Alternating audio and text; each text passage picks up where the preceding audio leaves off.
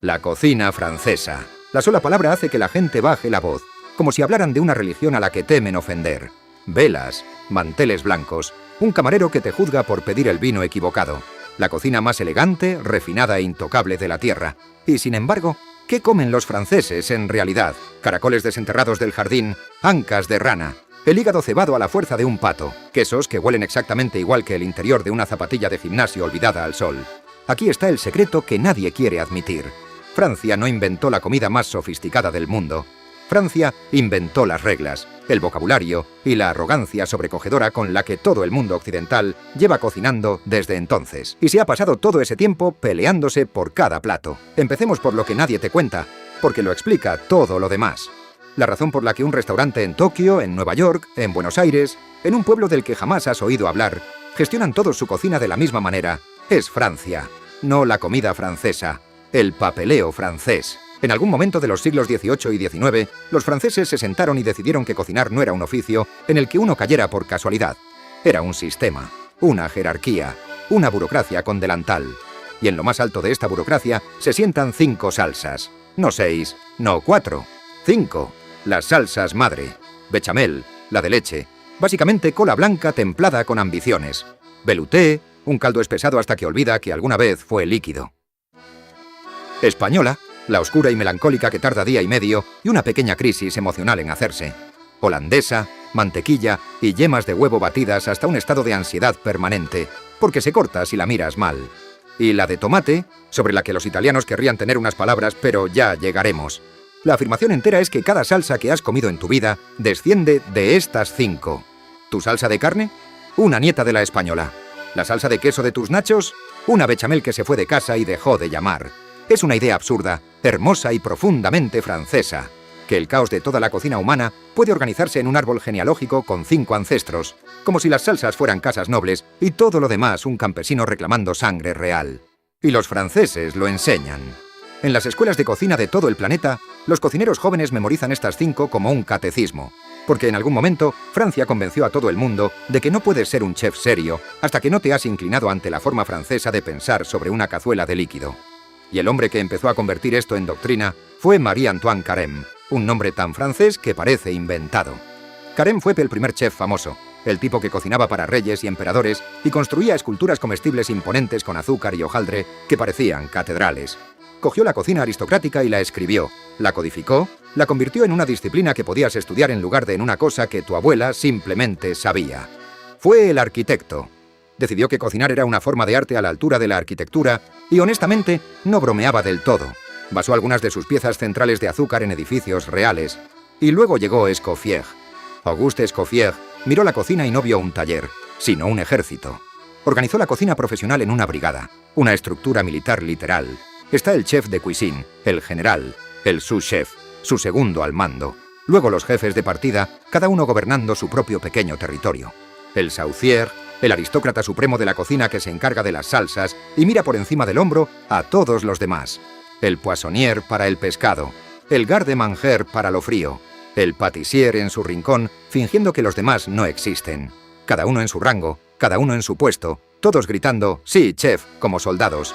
La próxima vez que veas un programa de cocina y alguien grite «Detrás» y «Esquina» y trate un risotto como una situación con rehenes, eso es Escoffier. Es un fantasma francés de 1890 que sigue dirigiendo la cocina.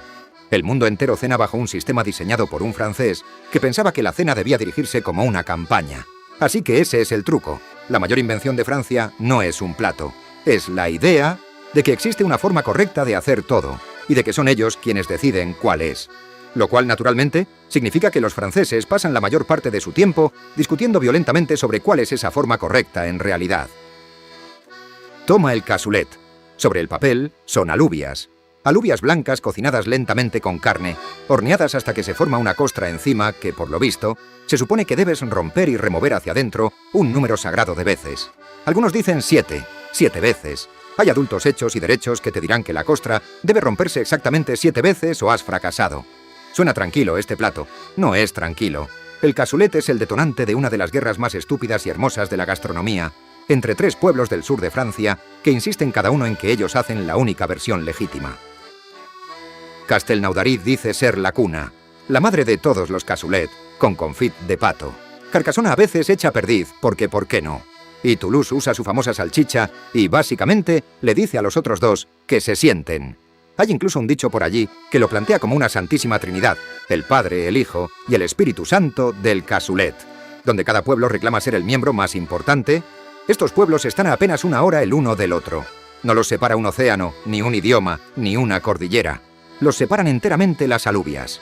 La gente de estos lugares te dirá con total sinceridad que los demás lo están haciendo mal, que añadir la carne equivocada es un insulto a sus antepasados, que hay un orden correcto de los ingredientes transmitido como las escrituras. Es un guiso muy bueno. Y ha habido hombres a punto de llegar a las manos por el cordero. Pasa de las alubias al vino, porque aquí todo acaba implicando vino, y llegas al coq o vin. El nombre suena imposiblemente elegante. Gallo al vino. Muy chateau, muy refinado. Salvo que el plato es una estafa gloriosa. El coq au vin existe porque alguien tenía un gallo viejo, duro, básicamente incomible. De esos que han estado pavoneándose por el corral tanto tiempo que sus músculos se han convertido en cuerda. Y la única forma de hacerlo masticable era ahogarlo en vino y cocinarlo durante horas hasta que se rindiera. Eso es. Ese es el plato. Desesperación campesina en una olla. Luego Francia hizo lo que mejor sabe hacer. Lo puso sobre manteles blancos, cobró 40 euros por él y dejó que todos creyeran que siempre fue aristocrático. La mitad de la alta cocina francesa es comida de pobres vestida de smoking, esperando que no hagas preguntas. Y por supuesto, incluso aquí hay una pelea, porque cada región vinícola insiste en que su vino hace la única versión apropiada.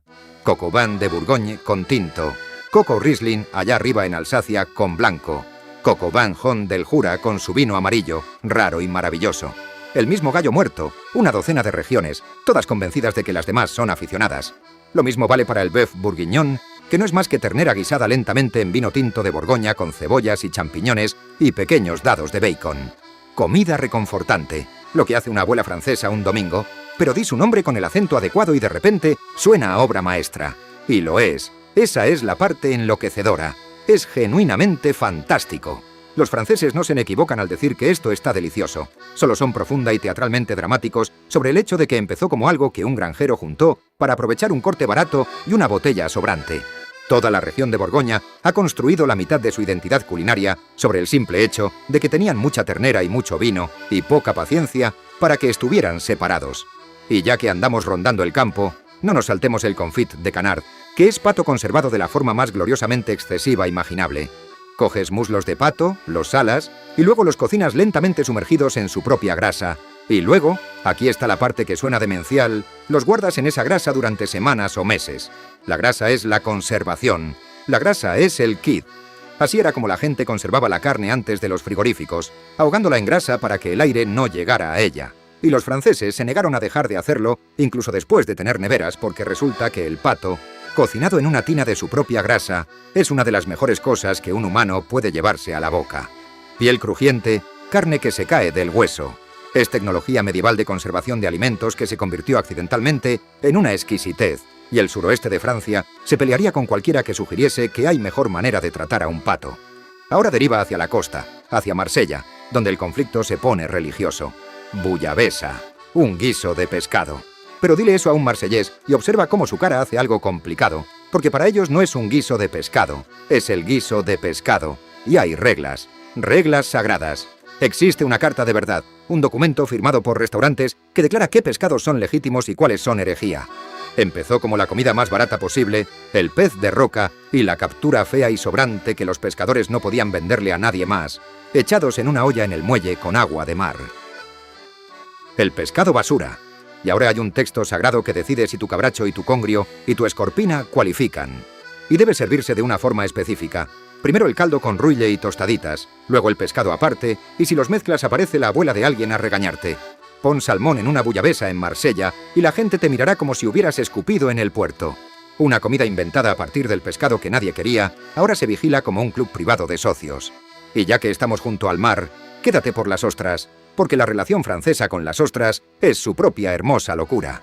Las comen crudas, vivas, con un chorrito de limón, y tienen opiniones firmes sobre exactamente qué bahía, qué tramo de costa, qué granja produjo la tuya. Porque terroir otra vez, una ostra por lo visto sabe al agua específica en la que creció. Hay todo un vocabulario para la textura, la salinidad, el regusto. La gente se sienta en el mercado con frío, con una copa de vino blanco y una docena de ostras y un tenedorcito, y lo tratan como una experiencia religiosa. Es un molusco crudo. Lo han convertido en una cata, y mientras la costa se lleva todo el drama, no olvides lo que crece detrás, porque la Provenza le dio al mundo el ratatouille. Solo verduras, tomates, calabacín, berenjena, pimientos, cebollas, todo guisado junto con hierbas y aceite de oliva. La cosa más humilde imaginable, una forma de aprovechar un huerto de verano antes de que todo se pusiera blando. Y naturalmente, incluso esto es un campo de batalla, porque algunos insisten en que cada verdura debe cocinarse por separado y combinarse al final para respetar la textura de cada una, mientras que otros lo echan todo en una olla como una persona normal, con una vida que vivir. Un montón de verduras cocinadas, y hay una filosofía correcta de las verduras cocinadas, defendida en las mesas como una cuestión de honor. ¿Cómo no? Y hablando de cosas vigiladas por una ley de verdad, hablemos del pan, porque por supuesto el pan está regulado por el gobierno. La baguette. Larga, fina, gloriosamente crujiente. Duras a las 4 horas de comprarla, porque los franceses preferirían comprar pan fresco 2 veces al día antes que cometer el pecado de los conservantes. Existe una ley francesa, una de verdad, el decreto del pan, que define qué puede llamarse legalmente baguette tradicional. Debe hacerse en el local. Solo puede contener harina, agua, sal y levadura. Sin aditivos, sin congelar. Rompe esas reglas y legalmente no puedes llamarla tradición. Un país que escribió legislación para proteger el honor de un palo de pan. Y la baguette bajo esa ley es tan querida que ha sido reconocida como patrimonio cultural. Protegida como un monumento, el arte de hacerla celebrado como algo digno de preservar para la humanidad. Es pan, es harina y agua, y se defiende como las joyas de la corona. Hay incluso una competición anual en París para coronar la mejor baguette de la ciudad, y el ganador consigue suministrar pan al presidente. Imagina que ese sea tu trabajo, proveedor oficial de pan del jefe de Estado. Y ya que andamos en terreno de patrimonio, aquí va un pequeño favor, y lo haré indoloro, porque estamos a punto de entrar en el campo de minas del queso, y te quiero conmigo. Si te ha gustado ver a Francia convertir un guiso en una guerra civil, dale a me gusta y suscríbete. Eso es. Considéralo tu entrada para la discusión del foie gras, que viene en camino y que va a ser todo un tema. Hecho. Volvamos a la comida. El queso. ¡Ay, el queso! Charles de Gaulle, el presidente, el héroe de guerra, preguntó célebremente cómo era posible gobernar un país que tiene más de 300 tipos de queso. Lo decía como una queja sobre lo imposible que es unir a los franceses en cualquier cosa. Y se quedaba corto, porque dependiendo de quién cuente, son más bien cerca de 1000 quesos. Está el Roquefort, el azul, que por ley solo puede madurarse en unas cuevas naturales específicas de un pueblo específico, en el aire fresco y húmedo, lleno de un moho concreto que, supuestamente, no existe en ningún otro sitio. Así que un queso está legalmente atado a un conjunto de cuevas. No puedes hacer Roquefort en ningún otro lugar que esas cuevas y llamarlo Roquefort. Está el camembert, blando y rezumante, y con un olor a decisión de la que te vas a arrepentir. E incluso la gente del camembert está en guerra, los puristas exigiendo que se haga con leche cruda sin pasteurizar a la vieja usanza, la industria queriéndolo seguro y estandarizado, una pelea de verdad y en curso sobre el alma de un queso blando. Está el Comté, el Brie, el legendario rey de los quesos, el Münster, que despeja una habitación y posiblemente un edificio. Los franceses tienen un queso para cada estado de ánimo, cada región, cada crisis personal, y te juzgarán por servirlos en el orden equivocado, o Dios no lo quiera, refrigerarlos a la temperatura equivocada. Esta obsesión tiene un nombre y explica toda la psique francesa en torno a la comida. Terroir. La creencia casi mística de que el lugar del que viene una cosa, el suelo exacto, el aire exacto, el trozo de tierra exacto, está horneado en su sabor de una forma que no puede copiarse en ningún otro sitio. Es por lo que el champán solo puede llamarse champán si viene de la región de Champaña. Hace exactamente el mismo vino espumoso, usando exactamente el mismo método una región más allá. Y tienes legalmente prohibido llamarlo champán. Es vino espumoso. Una bebida campesina, criminal y vergonzosa en comparación, por lo visto. Los franceses han librado batallas legales por todo el mundo para impedir que cualquier otro use esa palabra. Y en gran medida han ganado, que es por lo que tu botella barata dice vino espumoso, en letras ligeramente avergonzadas.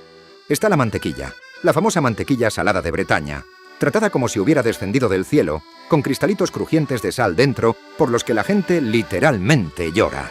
Está el pollo de Bresse con su propia protección legal, patas azules y todo, criado bajo reglas tan estrictas que el ave básicamente tiene más derechos legales que algunos humanos. Los franceses no solo decidieron que su comida era buena, decidieron que era buena por la tierra sobre la que se asentaba, y luego aprobaron leyes para asegurarse de que nadie más pudiera jamás tomar prestado el nombre, y luego el croissant, el mantecoso, hojaldrado, dorado símbolo de la propia Francia. La cosa que los turistas comen en las cafeterías creyendo que están teniendo la experiencia más francesa posible. Aquí está el pequeño problema. Es austriaco. La forma de media luna viene de Viena, el Kipferl, traído a Francia y refinado en la obra maestra de mantequilla laminada que conocemos. El desayuno más francés de la tierra es un inmigrante. Los franceses lo cogieron, lo perfeccionaron, plegaron mantequilla en la masa decenas de veces hasta que se convirtió en algo de una delicadeza astillable. Y lo absorbieron tan completamente en su identidad que decirle a un francés que su croissant es extranjero se siente como decirle que su abuela era en secreto de otro país. No lo inventaron, solo lo hicieron mejor y luego se les olvidó discretamente mencionar de dónde venía. Lo cual, honestamente, es la jugada más francesa de todo este video. Y ni se te ocurra sacarles el tema de si un croissant, de verdad, debe hacerse con mantequilla o margarina, porque la forma en el estante, en realidad, te lo dice. Los croissants rectos son de mantequilla pura, y los curvados a menudo son de margarina, un código secreto escondido a plena vista en cada panadería de Francia. Ahora llegamos a la parte sobre la que nadie puede mantener la calma. El foie gras, el hígado cebado de un pato o una oca. Y la forma de cebar ese hígado es el problema, porque implica alimentar al ave a la fuerza a través de un tubo para engordar su hígado, hasta muchas veces su tamaño natural. Para sus devotos, el foie gras es el pináculo absoluto de la gastronomía francesa, un lujo sedoso, rico, que se derrite en la lengua, con siglos de tradición a sus espaldas, protegido en Francia como parte del patrimonio cultural y gastronómico oficial del país. Para buena parte del resto del mundo, es crueldad animal en un plato, prohibido en varios países y ciudades, objeto de protestas y peleas legales y un buen montón de gritos. No hay un punto medio cómodo aquí. Los franceses te dirán que es tradición, que las aves son tratadas humanamente, que simplemente no lo entiendes, que los patos se atiborran de forma natural antes de migrar de todas formas. Los críticos te dirán que es indefendible. Y en algún punto medio hay un extranjero mirando una carta, sosteniendo un tenedor, sin saber si está a punto de cometer un crimen de guerra o comerse la mejor cosa de su vida. Francia miró la comida más controvertida del planeta y decidió protegerla legalmente como un tesoro nacional. Eso es compromiso. Y el foie gras es solo el titular. La cartelera secundaria es igual de perturbada. Escargots, caracoles. Francia miró a la criatura lenta y babosa, arrastrándose por una hoja mojada, y pensó: eso, pero con mantequilla de ajo. Los cocinan en sus conchas, ahogados en mantequilla y perejil y ajo, y los sirven con una pinza especial para sujetar la concha y un tenedorcito de 2 púas para sacar la carne, y la gente paga buen dinero por el privilegio de comerse una plaga de jardín con equipamiento especializado. Y luego las ranas, cuisses de grenouille, ancas de rana, tan asociadas con Francia que el resto de Europa los apodó por ellas, a menudo no con cariño. Salteadas en, ¿lo has adivinado?, más mantequilla de ajo, porque la solución francesa para hacer cualquier cosa comestible es esencialmente enterrarla en mantequilla hasta que se rinda. ¿Saben? Todos insisten, a pollo, lo cual plantea la pregunta obvia de por qué no comer simplemente pollo. Y la respuesta francesa es un encogimiento de hombros y otra anca de rana. Y aquí está la contradicción en el corazón mismo de todo el mito de la comida francesa. Esta es la cocina del refinamiento supremo, los manteles blancos, las 5 salsas madre, el sistema de brigada, las leyes y el patrimonio y el terroir. Y es también la cocina que dice, con total confianza, que lo correcto que hacer con un caracol y una rana es comérselos. Refinamiento y caracoles, viviendo en la misma cocina, completamente en paz el uno con el otro. Y antes de dejar el desfile de cosas que el resto del mundo encuentra alarmantes, una palabra rápida para las casquerías, porque los franceses no desperdician nada. Andouillet, una salchicha hecha de intestinos de cerdo que huele agresivamente a exactamente de dónde vino y divide incluso a los franceses entre los devotos y los horrorizados. Steak tartare, carne de ternera picada cruda con una yema de huevo cruda encima, sazonada y comida fría, completamente sin cocinar, un plato que suena a desafío. Tête de veau, literalmente cabeza de ternera, adorada por ciertos políticos de la vieja escuela como la cosa más auténticamente francesa que puedes pedir. La misma cultura que le dio al mundo la pastelería delicada también mira un montón de casquería y ve la cena, y no siente ninguna contradicción al respecto en absoluto, lo cual nos lleva, por fin, a la rebelión. Porque en algún momento del siglo XX, un grupo de chefs franceses se cansó de las salsas pesadas de Escoffier y la rigidez militar y el todo mantecoso y rico, y se rebelaron. Nouvelle cuisine. Platos más ligeros, porciones más pequeñas, ingredientes frescos, verduras que todavía recordaban haber sido verduras, salsas que no tardaban 3 días. Platos con 3 bocados artísticos de comida y mucho espacio blanco vacío. El estilo del que todo el mundo ahora se burla por cobrar una fortuna por dejarte con hambre. Fue un levantamiento genuino contra las viejas reglas francesas, los hijos del sistema intentando derribar el sistema. Y así es como terminó esa revolución. Se convirtió en otra regla, una nueva ortodoxia, una nueva forma correcta de hacer las cosas, con sus propios creyentes y su propio esnovismo, porque los franceses no pueden escapar de sí mismos. No puedes rebelarte contra la ley culinaria francesa. Solo puedes fundar una nueva ley culinaria francesa y empezar a juzgar a la gente por esa otra. La tradición es tan pesada que incluso la rebelión contra ella se convirtió en tradición. Y ahora hay una contrarrebelión, el movimiento de la bistronomía. Jóvenes chefs volviendo a la cocina simple, contundente y sin pretensiones, que es, por supuesto, solo otra ortodoxia esperando a suceder. Así que aquí estamos. Una cocina de caracoles e hígado cebado a la fuerza y queso con olor a pie, defendida con la seriedad de las escrituras. Una cocina que cogió guisos campesinos y gallos de corral y el pescado que nadie quería, y convenció al planeta entero de que eran un lujo. Un país que escribió leyes para proteger un palo de pan y ató un queso a una cueva específica y reclamó una pastelería austríaca como su alma nacional. Y la pregunta con la que empezó todo esto sigue ahí colgando, sin respuesta, tal y como los franceses probablemente lo preferirían. ¿Es la cocina francesa de verdad la mejor del mundo? ¿O es simplemente la que escribió el reglamento, fijó el vocabulario, construyó toda la jerarquía y luego se vendió tan bien que todos los demás simplemente asentimos y accedimos a jugar según sus términos? Quizá ambas, quizá no importa. Quizá el genio nunca fue la comida en absoluto, sino la absoluta, inquebrantable y ligeramente demente confianza en que la suya era la única forma verdadera. La bechamel se está enfriando. Que alguien vaya a discutir sobre el cassoulet otra vez.